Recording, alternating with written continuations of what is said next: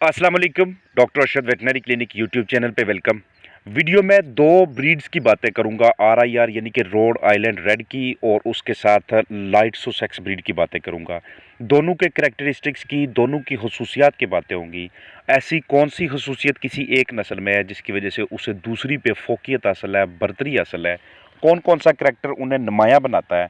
Undo की बातें होंगी, इसके अलावा मौसम के साथ मुताबिकत की बातें होंगी, और उनकी बीमारियों के खिलाफ लड़ने की ताकत की बातें होंगी कि कौन सी ब्रीड किस लिहाज से अहम पड़ती है। अगर मैं आरआईआर की बात करूं तो ये रोड आइलैंड रेड जो कि अमेरिकन ओरिजिन ब्रीड है, इसमें बहुत कम बीमारियां लगती हैं। और बीमारियों के हिसाब से मैं लाइट सुसेक्स की बात करूं तो इसका जो जेनेटिक पोटेंशियल होता है और इसकी जो इम्यूनिटी होती है ये भी स्ट्रांग होती है, बिल्कुल ऐसे जैसे कि आरआईआर की होती है। लेकिन होता क्या है, दोनों में फ़र्क क्या है इम्यूनिटी के लिहाज से? वो ये कि बाज़ औक़ात कुछ बीमारियां ऐसी होती हैं कि जो वालदेन में आती हैं, वालदेन बच भी जाते हैं, लेकिन वालदेन उसका कैरियर हो जाते हैं लाइफ टाइम के लिए। मिसाल है, एनडी का हल्का सा अटैक आया या आईबी का हल्का सा अटैक आया, कोई भी आप कर ले, उन्हें एवियन इन्फ्लुएंजा का या H9 का हल्का सा अटैक आता है, तो उस सूरत में पेरेंट्स से सारी ज़िंदगी के लिए उस बीमारी के कैरियर रहते हैं। एक मरतबा कैरियर किस चीज़ को कहते हैं कि एक मरतबा बीमारी अंदर आ गई, उन्होंने उसका मुकाबला कर लिया, लेकिन अब वो कैरियर है। अब आगे क्या होता है कि एक नस्ल ऐसी होती है कि जो इस बीमारी को आगे अंडू के ज़रिए अपने बच्चों में मुंतकिल कर लेती है, और एक नस्ल ऐसी होती है कि वो उन्हें आगे मुंतकिल नहीं कर पाती। तो बात करूं कि अगर तो लाइट सुसेक्स को इस तरह का कोई वायरल अटैक आ जाता है और लाइट सुसेक्स ब्रीड किसी वजह से उसका मुकाबला कर लेती है और वो ज़िंदा रहने के काबिल हो जाती है, लेकिन लाइफ टाइम कैरियर रहने के बाद अब ये इसके बच्चों के अंदर ये चीज़ लाजमी तौर पे जाती है।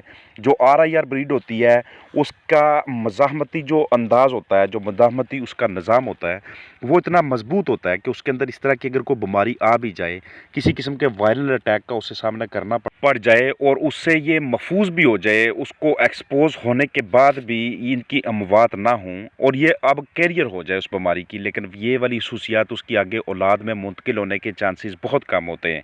ये गजाइत से भरपूर ब्रीड है, भरपूर गजाइत से इसका गोश्त आपको दस्तियाब होता है। एक सहज जान नस्ल होती है।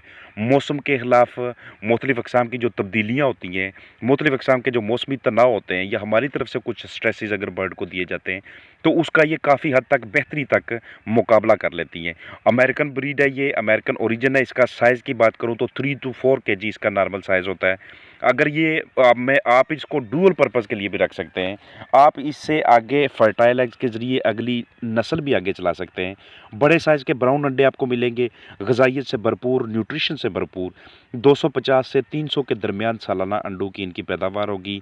ये आपको ऑरेंज ब्राउन कलर से लेके डार्क मैरून या लाइट ब्लैक कलर में भी दस्तयाब होते हैं। बहुत ही हार्डी ब्रीड होती है।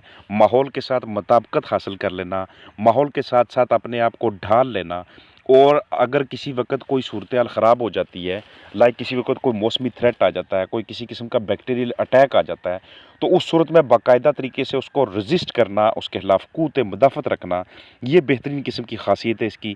सुर्ख़ आँखें, ब्राउन चूंच, ज़र्द पाँव, बहुत ही दोस्ताना किस्म का बिहेवियर होता है। बीमारियाँ कम आने की वजह से इन चिकन्स के अंदर, इस ब्रीड के अंदर बीमारियों के खिलाफ इम्यूनिटी मज़बूत होने की वजह से ये बहुत ही फ़ेवरेट किस्म की ब्रीड है बैकयार्ड चिकन रेजिंग के लिए, घरेलू पैमाने पे।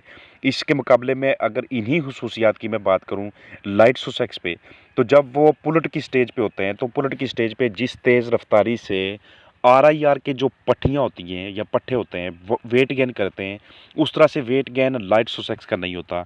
और पट्ठियों की स्टेज पे जितना इम्यूनिटी का लेवल आरआईआर में होता है, उतना लाइट सुसेक्स में नहीं होता। जो चिक्स के अंदर मोर्टेलिटी रेट होता है वो आरआईआर का 0.5 से लेके 1% तक कम होगा बनिस्बत लाइट सुसेक्स ब्रीड के। क्योंकि उस वजह से, क्योंकि जैसे मैंने पहले बताया कि वालदेन से औलाद में एक तो अगर वालदेन कैरियर भी हो जाएँ, डिज़ीज़ भी हल्की-फुल्की हो, तो आरआईआर की डिज़ीज़ औलाद में चिक्स के अंदर शिफ्ट होने के कम चांसेस होते हैं। तो उसकी वजह भी यही होती है कि इम्यूनिटी का लेवल जो यॉक के अंदर होता है, जो ज़र्दी के अंदर बीमारियों के खिलाफ लड़ने के लिए जो एंटीबॉडीज़ होती हैं, वो उनका प्रोफाइल बड़ा हाई होता है RIR ब्रीड के एग्स के अंदर, उसकी योक के अंदर, बनिस्बत लाइट सोसेक्स के। लाइट सोसेक्स भी ब्रूडीनेस के लिए एक बेहतरीन किस्म की ब्रीड है, डुअल पर्पस ब्रीड है, अंडों के लिए भी और गोश्त के लिए भी। बहुत ही पुरसकून डोसाइल किस्म की, बड़े साइज़ के इसके भी एग्स होते हैं, लेकिन इसकी जो एग्स की मिकदार है वो सालाना 200 से सवा 200 तक जाती है। अगर आप बेहतरीन किस्म की मैनेजमेंट करते हैं, अगर आप बिल्कुल उसको बैलेंस डाइट देते हैं, अगर आप B grade C grade chicks को शुरू से ही कल कर लेते हैं, पट्ठियों की रीडिंग के दौरान बहुत बेहतरीन किस्म की निगरानी करते हैं, तो उस सूरत में आप 250 एग्स तक भी जा सकते हैं। लेकिन जो RIR है उसकी आपको मिनिमम 300 एग्स तक जाना चाहिए, और बेहतरीन मैनेजमेंट के साथ, अच्छी कलिंग के साथ आपको उसकी 350 तक भी जाना चाहिए। तो ओवरऑल अंडों की मिकदार में RIR का पलड़ा इससे भारी पड़ता है। RIR की में जो एग्स की प्रोडक्शन होगी वो इससे ज़्यादा होगी, जो इम्यूनिटी होगी उसका लेवल भी इससे ज़्यादा होगा। लाइट सोसेक्स के मुर्गे की बात करूं तो वो 4 किलो से लेके 4 किलो 100 ग्राम तक, और मुर्गी की बात करूं तो वो 3 किलो से लेके 3 किलो 200 ग्राम तक इस वेट के दरमियान फॉल कर रही होती है। जितना हैवी वेट होता जाता है उतनी ब्रीड बेकार होती जाती है। जितना उनका बॉडी वेट कंट्रोल में रहता है, चाहे वो लाइट सोसेक्स हो, चाहे वो RIR के ब्रीडर हों, उतना उनकी परफॉर्मेंस बेहतरीन रहती है, उतना ब्रीड का जेनेटिक प्रोफाइल बड़ा बेहतरीन रहता है, उतना उनकी जो ऑफस्प्रिंग होती है, जो प्रोजनी होती है, जो औलाद होती है, उसमें अच्छी खसूसियात आगे ट्रांसफ़र होती हैं। जब वो क्रॉसिंग करते हैं, जब एक दूसरे के साथ पेयर बनाते हैं, तो वहाँ पे भी मेल या फीमेल जिसमें बहुत ज़्यादा चर्बी होगी, जिसमें फैट डेपोजिशन बहुत ज़्यादा होगी, उनकी जो अंडों की फर्टिलिटी की रेशो है वो बहुत कम आती है। और जिनका बॉडी वेट एक दरमियानी रेंज में रहता है, जैसे कि पहले मैंने आपको बताया है, तो उससे क्या होता है कि उनको आपस में क्रॉसिंग करने में, आगे अपने बच्चों की, अपने चिक्स की A1 क्वालिटी लेने में बड़ी आसानी रहती है। तो दोनों ब्रीड्स को आप घरेलू पैमाने पे बैकयार्ड चिकन रेजिंग के तौर पे रख सकते हैं, उनकी रीडिंग कर सकते हैं, लेकिन दोनों में बेसिकली फ़र्क ये पड़ता है। दोनों बहुत ही किस्म की दोस्ताना किस्म की ब्रीड्स हैं, दोनों बहुत अच्छी किस्म की ब्रीड्स हैं घरेलू पैमाने पे। गोश्त के हिसाब से दोनों में ग़िज़ाइयत का जो पैमाना है वो ऑलमोस्ट एक जैसा होता है, सिर्फ 19-20 के फ़र्क से जो न्यूट्रिशनल वैल्यू होती है वो RIR के गोश्त में ज़्यादा होती है, जबकि दूसरे में थोड़ी सी कम होती है। अब ये मतलब नहीं है कि बिल्कुल ही दूसरी जो ब्रीड है लाइट सोसेक्स की, उसका कोई नाम ही नहीं है। इसकी अपनी जगह पे बहुत ज़्यादा फोकियत हासिल है, अपनी जगह पे इसके बहुत से डोमिनेंट गालिब किस्म के करैक्टर्स हैं, जिसकी वजह से इसको प्रेफर किया जाता है। मेरा मकसद किसी किस्म की कोई दिल आज़ारी नहीं है, लेकिन जब भी कोई बंदा कोई दो चीज़ों के दरमियान, दो नस्लों के दरमियान, कोई भी दो वैरायटीज़ के दरमियान फ़र्क करने पे आता है, तो दोनों में कुछ ना कुछ फ़र्क ज़रूर होता है।